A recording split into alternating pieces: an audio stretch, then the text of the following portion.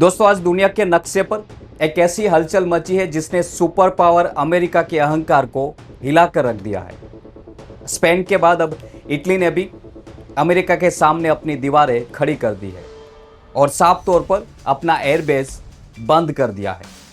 इतना ही नहीं, पोलैंड ने तो अमेरिका को दो टूक जवाब देते हुए उसके हथियारों की मांग को सिरे से खारिज कर दिया है।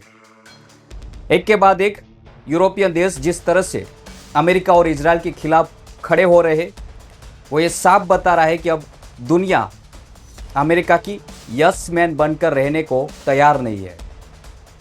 कुछ ही दिन पहले स्पेन ने बहुत ही सख्त लहजे में अमेरिका की मिलिट्री एयरक्राफ्ट को चेतावनी दी थी कि स्पेन की सीमा के भीतर कदम न रखे।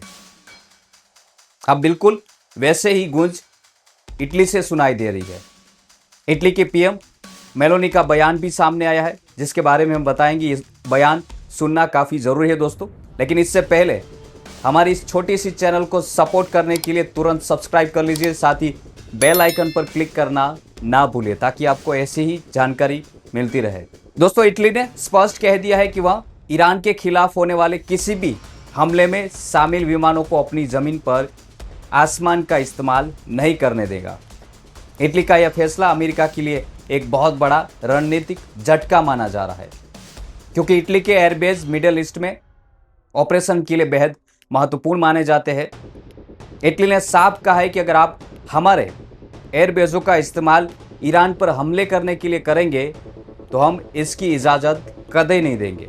सुनिए जरा इटली की प्राइम मिनिस्टर ने क्या कहा। La reazione a una aggressione deve sempre rispettare il principio di proporzionalità.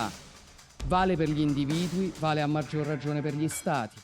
E Israele ha superato quel limite con una guerra su larga scala che sta coinvolgendo oltre misura la popolazione. Poland जैसे आमतौर पर America का एक बहुत ही करीबी सहयोगी देश माना जाता है दोस्तों, उसने भी इस बार अमेरिका को आईना दिखा दिया है। दरअसल अमेरिका ने पोलैंड से उनके पास मौजूद पेट्रोलियम एयर डिफेंस सिस्टम की बैटरियां मांगी थी ताकि उन्हें मिडिल ईस्ट में तैनात किया जा सके। अमेरिका चाहता था कि इजराइल और अमेरिकी ठिकानों की सुरक्षा के लिए पोलैंड अपने सुरक्षा कवच में समझौता करे, लेकिन पोलैंड ने बिना किसी झिझक के डोनाल्ड ट्रंप और उनके प्रशासन को मना कर दिया है। पोलैंड का कहना है कि उनके पास जो भी रक्षा प्रणाली है उनके अपने देश की सुरक्षा और नेटो के पूर्वी हिस्से की रक्षा के लिए रखी गई है। वो किसी दूसरे देश की लड़ाई में अपने हथियारों को बर्बाद नहीं होने देंगे। ये बयान पोलैंड से आया हुआ है। पोलैंड के रक्षा मंत्री ने तो यहाँ तक कह दिया है कि यह सिस्टम उनकी अपनी हवाई सीमा की रक्षा के लिए समर्पित है। अब बात करते हैं स्पेन और इटली के उस साझा कड़े रुख की जिसने पेंटागन के माथे पर चिंता की लकीरें खींच दी है। ब्लूमबर्ग और इटली की प्रमुख न्यूज़ एजेंसी कोयरा डेलोरस के मुताबिक इटली ने अमेरिकी मिलिट्री एयरक्राफ्ट को अपने सिसिली बेस पर उतरने की अनुमति देने के लिए इनकार साफ तौर पर कर दिया है। सिसिली में मौजूद इटली का यह एयरबेस सामरिक दृष्टि से बहुत खास माना जा रहा है।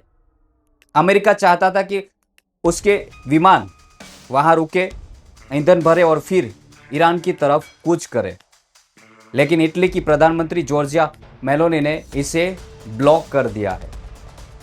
स्पेन ने तो पहले ही अपने रास्ते बंद कर दिए हैं दोस्तों, जिसके कारण अमेरिकी विमानों को बीच रास्ते में ही अपना मिशन अबॉर्ट करना पड़ा। यह पहली बार है जब नाटो के भीतर ही इतनी बड़ी दरार देखने को मिल रही है। ये देश अब समझ चुके हैं कि अमेरिका जिस जंग को सिर्फ एक हफ्ते का खेल समझता था, अब वह उनके ही गले की हड्डी बन चुका है। अमेरिका और इजराइल को लगा था कि वह ईरान के सुप्रीम लीडर और उनके सिस्टम को कुछ ही दिनों में ध्वस्त कर देंगे, लेकिन हकीकत इसके बिल्कुल उलट निकली। उन्हें यह अंदाज़ा नहीं था कि ईरान पिछले 40 सालों से इसी दिन के लिए तैयार हो रहा था। ईरान ने अपनी मिसाइलों के भंडार भर कर रखे हैं और उसके लीडर को पता ही था कि इन्हें अपने ही देश की सलामती के लिए कैसे इस्तेमाल करना है और कैसे लड़ना है, वो ईरान पूरी तरह से जानता था। और दोस्तों ये भी बयान हाल ही में आया है डोनाल्ड ट्रंप का, जो काफ़ी सोशल मीडिया पर वायरल हो रहा है। और उसमें डोनाल्ड ट्रंप कह रहे हैं कि हम लोग 1-2 हफ्ते में इस युद्ध से बाहर हो जाएंगे। But if they want something, but I would say that within 2 weeks, maybe 3, we're hitting them very hard. Last night we knocked out tremendous amounts of missile-making facilities. As you probably read. Iran ने जो 40 साल से जो तैयारी की है, इसी कारण से 30 दिन बीत जाने के बावजूद ईरान कमजोर होने के बजाय और भी ज़्यादा ताकतवर बनकर उभर रहा है। दोस्तों अमेरिका और इजराइल के पांव अब उखड़ने लगे हैं। आज ये दोनों देश किसी भी तरह से इस दलदल से बाहर निकलना चाहते हैं, क्योंकि उन्हें भारी आर्थिक और राजनीतिक नुकसान भी हो रहा है। पूरी दुनिया में अमेरिका की साख गिरती जा रही है। ईरान में तख्तापलट करने का सपना देखने वाले डोनाल्ड ट्रंप अब अपने ही सहयोगी के सामने हाथ फैला रहे हैं, लेकिन वहाँ से उन्हें खाली हाथ लौटना पड़ रहा है। चाहे स्पेन हो, इटली हो या फिर ब्रिटेन, कोई भी अब अमेरिका की इस आग में कूदने को तैयार नहीं है। दोस्तों ब्रिटेन जैसे करीबी देशों ने दूरी बना ली है, जिससे ट्रंप इतने बौखलाए हुए कि कभी नेटो देशों को धमकाते रहते हैं तो कभी स्टेट ऑफ हॉर्मुज को खुलवाने की नाकाम कोशिश करते हैं। दोस्तों दुनिया जान चुकी है कि अमेरिका अपने फ़ायदे के लिए इजराइल ने दोनों से मिलकर ये जंग शुरू की है, और इसका समाधान उन्हें खुद ढूंढना पड़ेगा। हर बीतते दिन के साथ अमेरिका अलग थलग पड़ता जा रहा है और ईरान का आत्मविश्वास बढ़ता जा रहा है। आने वाले समय में यह देखना दिलचस्प होगा कि क्या अमेरिका अपनी हार स्वीकार करके पीछे हट जाएगा या फिर अपनी जिद में और भी बड़े संकट में न्योता देने वाला है, या फिर आर्थिक तौर पर पूरी तरह से कमज़ोर होने वाला है। इस पूरी घटना पर और इस पूरी स्टोरीज पर आपका क्या कहना है, हमें कमेंट करके जरूर बताइए। और ऐसी ही जानकारी प्राप्त करने के लिए हमारी चैनल को तुरंत सब्सक्राइब कर लीजिए और बेल आइकन पर क्लिक करना ना भूलिए, और अपनी राय कमेंट में जरूर बताइए। फिर से आपको याद दिला दे, हमारी छोटी सी चैनल है, इसलिए सपोर्ट जरूर कीजिए ताकि आपको ऐसी अंतर्राष्ट्रीय जुड़ी निष्पक्ष और सही जानकारी आप तक पहुंचाया करे। जय